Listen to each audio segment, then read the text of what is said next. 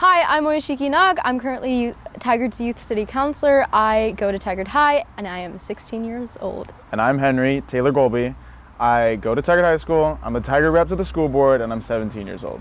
Relationships are hard. As a teenager myself, I can tell you that relationships are very difficult. It's a very confusing time for all of us. It's really hard to notice red flags, what you might be doing wrong, what are good signs in a relationship.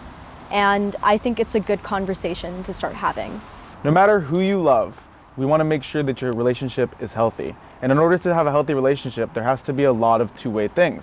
You have to both feel like you can communicate with each other and that you're on equal ground. We want to also make sure that we are giving each other privacy, we're not being overly clingy. Those are some red flags that you can look at. It just depends on how you feel about your relationship.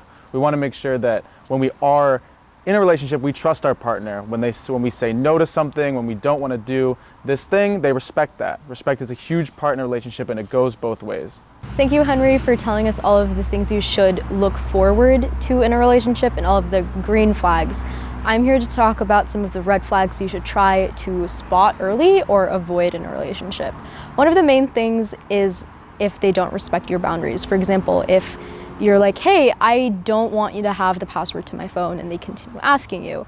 Or if they're pressuring you into doing things you don't want to. Physical violence is normally a very big no-go for a lot of things. If you are getting beaten up, sexually abused, emotionally abused, that's one that's really sneaky and not a lot of people can recognize.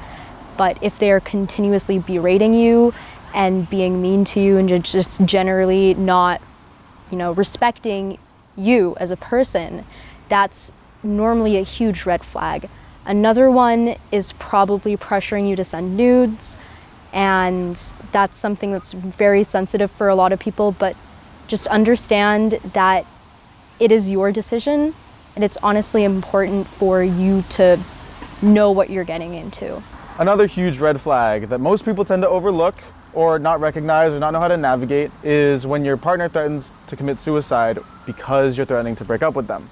And an important part of that, and it's a really hard thing to navigate, like I said, is you want to make sure that you don't just break up with them, but you also don't want to stay in the relationship because they are threatening you. I think an important thing that you should do is you should go and you should talk to an adult, somebody that you care about, anybody really, just somebody to get that person the help that they need, the support that they'll need if you do break up with them, but it shouldn't limit who you are and what you choose to do.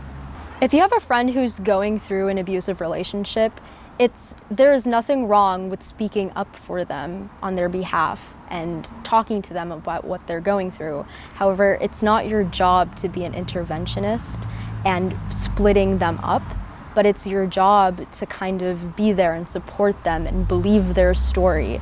There are certain signs you should watch out for, like dropping grades and generally being reclusive from their normal friend group, dropping out of club activities, oftentimes mimicking what their partner is doing, or just only talking to their partner at all times.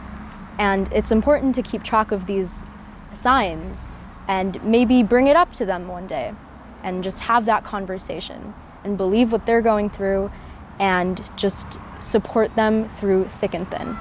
And it doesn't have to just be on your behalf. You don't have to be the person that takes all of this on you. There are so many resources available to help. You can ask parents, you can ask anybody, you can ask teachers, you can ask other friends of your friends. There's so many ways that you can get involved, and you can even talk to professionals. Change is possible, and things can get better. There are many resources out there. School resource officers, teachers, school counselors, really any trusted adult.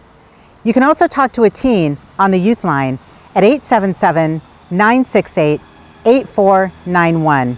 You can also try loveisrespect.org.